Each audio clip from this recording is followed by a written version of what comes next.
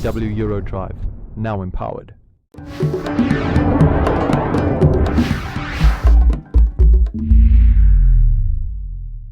From Creamer Media in Johannesburg, this is the Real Economy Report. Our top stories this week. South African Airways gives an update on its fleet replacement program. South Africa and Russia want to stimulate bilateral trade and investment. And we discuss carbon capture and storage. National carrier South African Airways is continuing with negotiations for aircraft as part of its fleet replacement program. Chanel Pringle reports. SAA is comfortable that it will have sufficient equipment available to service the public in the next 2 to 3 years, as it continues with the first phases of its fleet replacement program up to 2020. SAA GM for Mergers and Acquisitions, Jan Blake says. We have some leases that start to expire during the course of 2010, both on the narrow and the wide bodies. As far as the narrow bodies, we are in the process of renewing leases on the 737-800s that expire from April next year. As far as wide bodies are concerned, some of our older A340 aircraft leases are expiring from November of 2010, and we're in the process of negotiations in replacing them with new wide-body aircraft. Blake says that the airline still needs to do detailed planning in terms of the replacement of aircraft in the longer term. The next session of the South African-Russian Intergovernmental Commission for Trade and Economic Cooperation will take place at the end of this month in Pretoria. Keith Campbell reports after the break.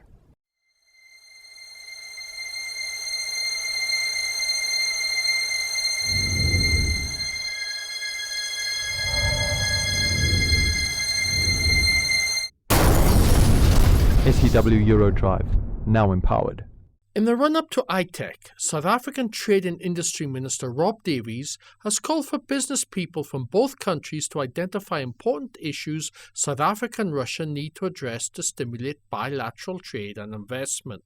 We asked him how important it was that business give such inputs.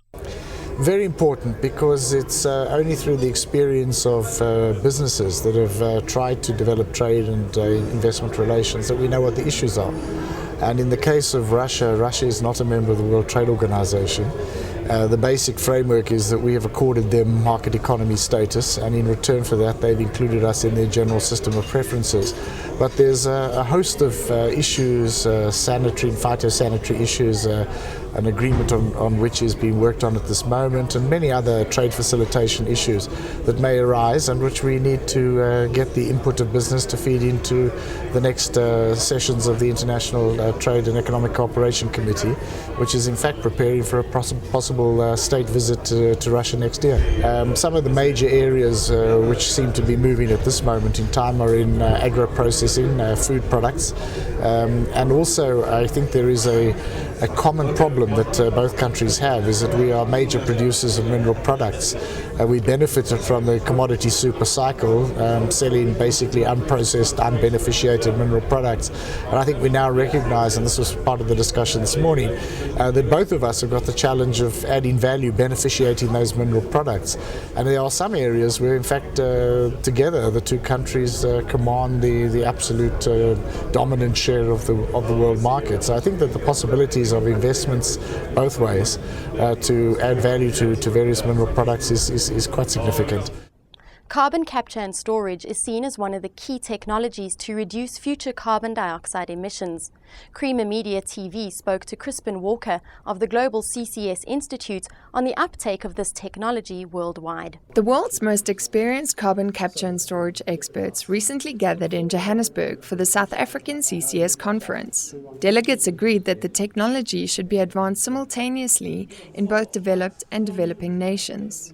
Locally, the South African Centre for CCS is compiling a storage atlas, assessing potential sites for geological storage of compressed carbon dioxide.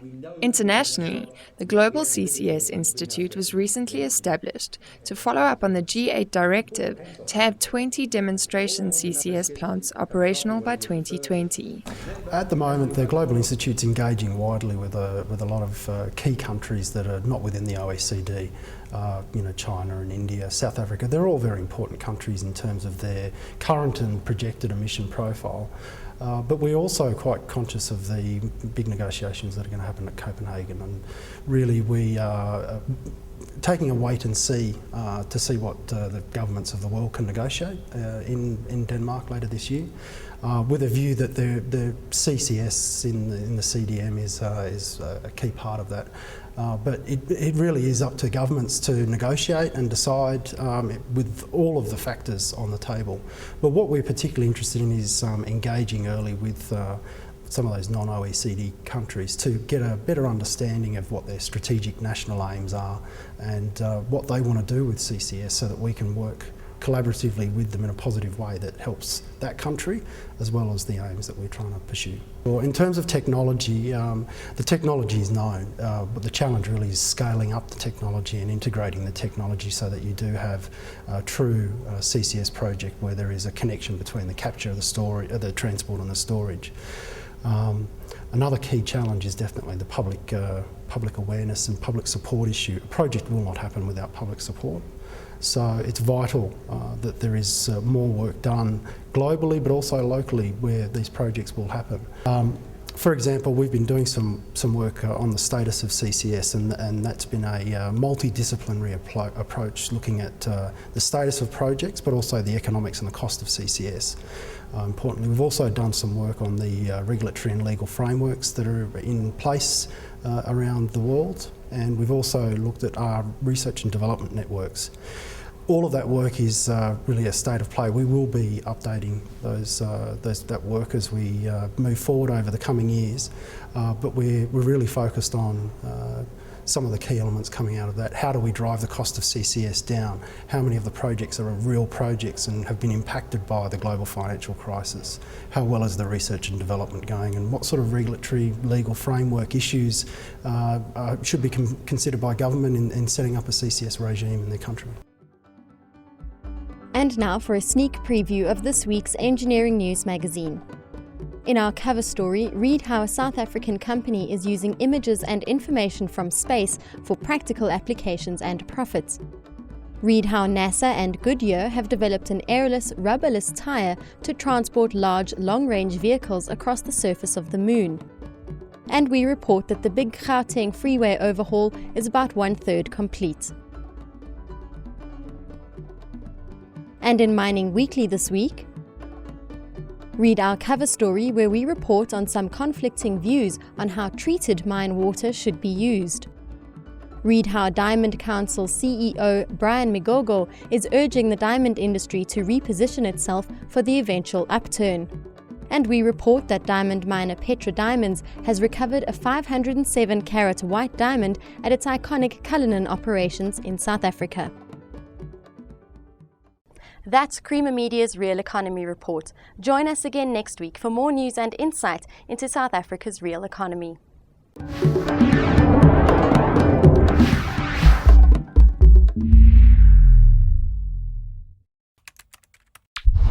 Creamer Media's Engineering News has delivered unmatched insight into the real economy. For breaking news, visit engineeringnews.co.za. The Engineering News, not just for engineers.